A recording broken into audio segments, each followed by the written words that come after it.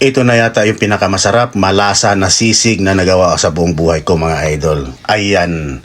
Una-una meron tayong crispy jol, so hindi ko na pinakita pero chinap-chap na po natin na medyo maliliit. Pino, pero yan po ay super crispy na po, crispy na po natin. Una-una siyempre yung ating mga pampalasa, ang ating pampa-aromatics, pampasarap po, yun.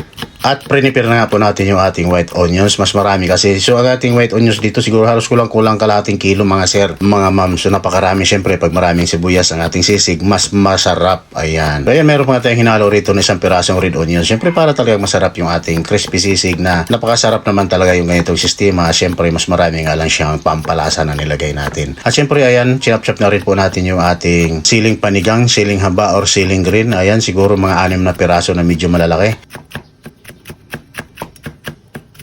So ay nag-prepare na nga tayo ng ating kawali at mayroon tayong isang kutsarang star margarine ang gamit natin rito. So mayroon po tayo, ginisa po natin rito sa bawang mga idol. So magtataka kayo kung minsan bakit naglagay tayo ng bawang, mamaya malalaman po natin. At syempre yung ating sibuyas na kalahati, ginisa muna natin rito kasama ng bawang at saka natin nilagay yung ating crispy jewels na tinadtad po natin na medyo maliliit. Ayan, kulang-kulang po yan mga idol. Halos 1.5 kilos po yan sa hilaw pa. At syempre maraming paminta, nilagyan na po natin at isang buong magic sarap syempre para masarap. Ayan, naglagay rin tayo rito ng isang pirasong 1 can ng liver spread. Talagang pampalasa mga idol, nilagyan po natin ng liver spread para talagang masarap ang ating crispy sisig. At naglagay rin tayo rito ng konting bitchin, ayan. At konting soy sauce, siguro mga isang kutsarang soy sauce pampalasa. So ayan, dahil lutong-luto na po yung ating sisig, nilagay na rin po natin yung ating kalahati ng ating white onions na nakachop. At syempre nilagay na rin po natin yung ating siling panigang at syempre yung ating siling labuyo, di mawawala yan, pangpangang syempre para super spicy na at super sarap ba yung ating crispy sisig na bagay po pampulutan. At syempre pampabango, naglagay rin po tayo ng ating seasoning mga idol. Ayan, dahil luto na po. So ayan, naglagay po tayo ng bawang mga idol. Kung makikita nyo yung iba hindi naglalagay ng bawang, so hindi